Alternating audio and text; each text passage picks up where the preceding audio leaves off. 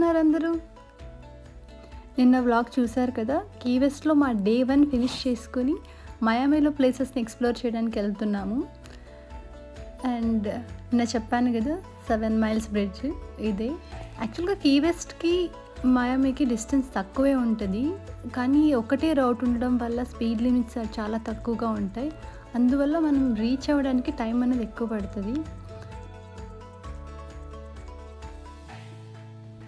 వెళ్తూ వెళ్తూ మనం చాలా వ్యూ పాయింట్స్ కూడా చూస్తాం. మేము one of the view point దగ్గర స్టాప్ చేసాం.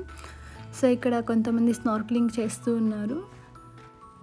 స్నార్క్లింగ్ అనేది మెయిన్గా కోరల్ రీఫ్ని చూడడానికి చేస్తారు. కోరల్ రీఫ్ అనేది సముద్రంలో ఉండే ఎకో సిస్టము. మన ఇండియాలో కూడా మనం అండమాన్ ఐలాండ్స్ దగ్గర చూడొచ్చు. అండ్ ఇక్కడ కీ వెస్ట్ దగ్గర ఉన్న కోరల్ రీఫ్ అనేది వరల్డ్లోని 3rd లార్జెస్ట్ రీఫ్. ఇక్కడ యుఎస్ గవర్నమెంట్ ఆ కోరల్ రీఫ్ని చాలా ప్రొటెక్ట్ చేస్తుంది. అండ్ ఫ్లోరిడా అనగానే మనకు మెయిన్గా గుర్తొచ్చేది అలిగేటర్స్. సో వాటిని చూడడానికి మనం ఇప్పుడు అలిగేటర్ ఫామ్కి వెళ్తున్నాము.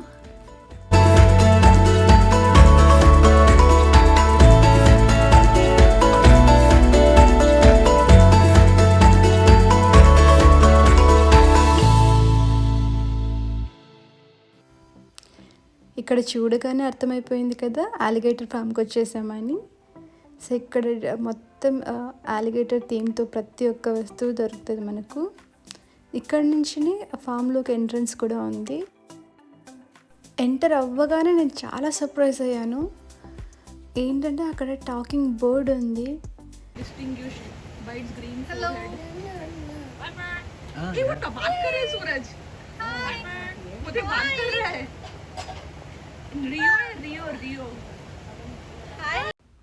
అండ్ నెక్స్ట్ ఇక్కడ మనం డిఫరెంట్ టైప్స్ ఆఫ్ రెప్టైల్స్ చూడొచ్చు. చిన్న చిన్న పాము నుంచి పెద్ద పెద్ద పైథాన్ వరకు. నేనైతే ఫస్ట్ టైం ఇలాంటి డిఫరెంట్ కలర్ స్నేక్స్ అని చూస్తున్నాను. అండ్ ఇక్కడ ఎల్లో పైథాన్ చూస్తున్నారా ఎంత పెద్దగా ఉందో. దీని పక్కనే ఒక బ్లాక్ పైథాన్ కూడా ఉంది.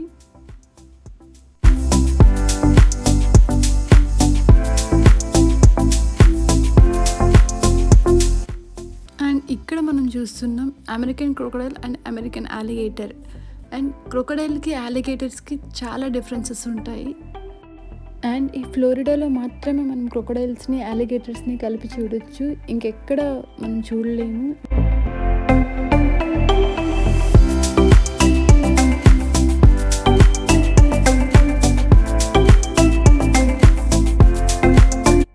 ఇదొక వైట్ అలిగేటర్. వైట్ కలర్లో అలిగేటర్స్ చాలా రేర్గా ఉంటాయి.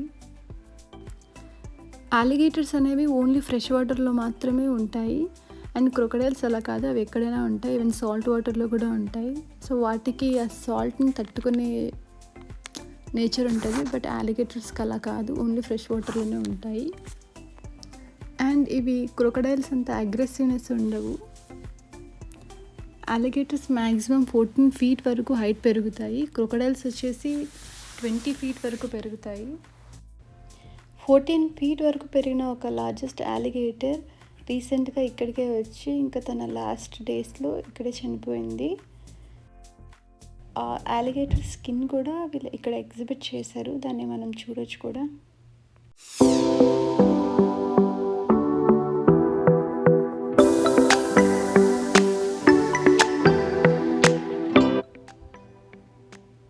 ఇదే ఆ 14 feet alligator skin, real skin. పక్కన రిప్ నోట్ కూడా చూడొచ్చు మనం. ఇక్కడ ఒక చిన్న పాండ్ దగ్గర 2 emus అండ్ 2 swans కూడా ఉన్నాయి. అండ్ లోపల చూసారా అక్కడ కలర్ ఫిషెస్ కనిపిస్తూ ఉన్నాయి. క్లియర్గా ఉండడం వల్ల వాటర్ చాలా బాగా కనిపిస్తూ ఉంది. ఈ పక్కనే ఈ కలర్డ్ ప్యారెట్స్ ఉన్నాయి, వీటిని రియో అంటారు. వీటికి కేజ్ కానీ ఇలా లోపల పెట్టడం బంధించడం అలాంటివి ఏమి ఉండవు. అండ్ ఇవి ఓపెన్గా ఉంటాయి అండ్ మనుషులతో ఇంటరాక్ట్ అవుతూ ఉంటాయి. మనం ఏదైనా సౌండ్ చేస్తే వాటికి తగ్గట్టుగా కొన్ని రియాక్షన్స్ కూడా ఇస్తాయి. అండ్ కింద టర్టిల్స్ చూసారా ఎంత బాగున్నాయి, చిన్నగా కలర్స్ బర్డ్స్ చూడడం చాలా బాగుంది. ఇంకా ఇక్కడ చాలా డిఫరెంట్ కైండ్ ఆఫ్ స్పీషీస్ ఉంటాయి. సో ఇవి చూస్తున్నారు కదా, దీన్ని పార్కుపెయిన్ అంటారు. అండ్ ఇక్కడ మనం చూస్తున్నది అడల్ట్ అలిగేటర్స్. ఇందాక మనం చూసాం కదా బేబీ అలిగేటర్స్, అవి పెద్దయ్యాక ఇలా అవుతాయి. ఈ పాండ్లో almost 150 male and 350 female alligators ఉన్నాయి. ఇంకాసేపట్లో వీటికి ఫీడింగ్ చేస్తారు, అంటే ఫుడ్ పెడతారు. అప్పుడు వాటన్నిటిని మనం చూడొచ్చు. ఈ లోపల మేము ఒక చిన్న ఎయిర్ బోట్ రైడ్కి వెళ్ళేసి వస్తాము. ఇక్కడ ఎయిర్ బోట్ రైడ్కి వచ్చేసాము. ఎయిర్ బోట్కి రెగ్యులర్ బోట్స్ లాగా ప్రొపెల్లర్స్ అనేవి ఉండవు. వెనకాల ఒక ఫ్యాన్ అటాచ్ అయి ఉంటుంది. దాని నుంచి వచ్చే థ్రస్ట్తో ఇది 30 to 40 మైల్స్ స్పీడ్తో ట్రావెల్ అవుతుంది. అండ్ వీటితో డ్రిప్స్ కూడా చేస్తారు. ఆ ఎక్స్పీరియన్స్ చాలా థ్రిల్లింగ్గా ఉంటుంది. అండ్ ఈ రైడ్లో నాయిస్ అనేది చాలా ఎక్కువ ఉంటుంది, మోర్ దాన్ 120 డెసిబెల్స్. అందుకోసమని ఆప్షనల్గా ఇయర్ ప్రొటెక్షన్ ఇస్తారు, నచ్చితే వేసుకోవచ్చు. ఇందాక చెప్పాను కదా అలిగేటర్స్కి కొద్దిసేపట్లో ఫీడింగ్ ఉంటుందని.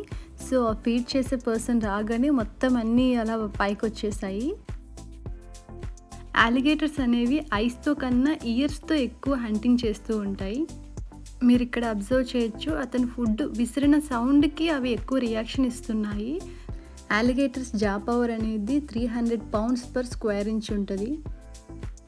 జస్ట్ ఇమాజిన్, ఇలాంటి పాండ్లో ఎవరైనా స్విమ్ చేస్తూ వాటర్ని స్ప్లాష్ చేస్తే సిచ్యువేషన్ ఎలా ఉంటుందో.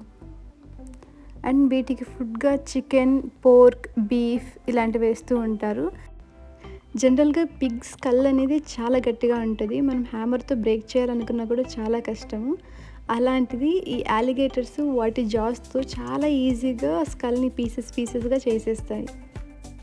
వీటికి వీక్కి 1 pound ఫుడ్ ఉంటే చాలు. అండ్ ఇంకొక ఇంట్రెస్టింగ్ ఫ్యాక్ట్ ఏంటంటే, ఇవి ఫుడ్ లేకుండా ఆల్మోస్ట్ 2 to 3 years అలాగే బతికేయగలవు. ఇక్కడ మనం చూస్తున్న ఈ అలిగేటర్స్ వేరియస్ రీజన్స్ వల్ల ఈ ఫామ్లో క్యాప్టివిటీలో పెట్టేశారు. వీటిని బయట వదిలితే బయట ఉన్న వైల్డ్ అలిగేటర్స్ లాగా ఫుడ్ని సెర్చ్ చేసుకోలేవు, ఎందుకంటే ఇవి ఇక్కడ మనుషులు వేసే ఫుడ్కి అలవాటు పడిపోయాయి. అండ్ ఇక్కడ ఈ అలిగేటర్స్కి ఫుడ్ పెట్టే అతను తనకు 11 years ఉన్నప్పటి నుంచి వీటితో పాటే ఉంటున్నాడంట. అండ్ ఇక్కడ ఇతను అలిగేటర్స్తో కొన్ని స్టంట్స్ చేస్తున్నాడు.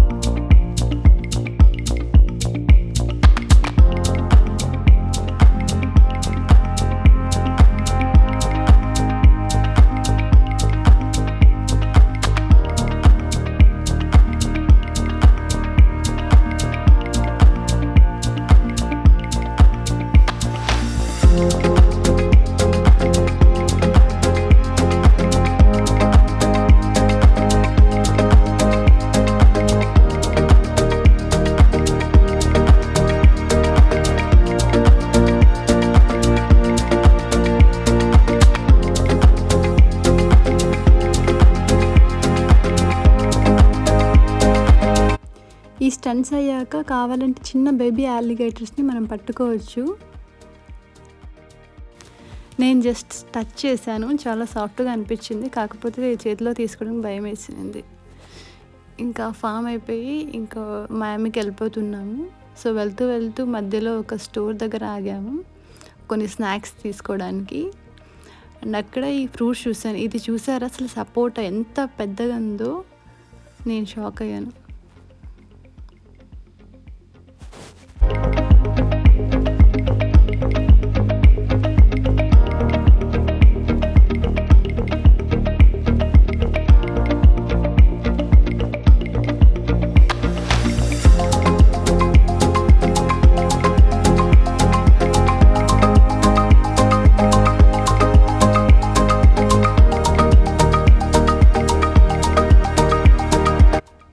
ఇది మయామిలో మా స్టే.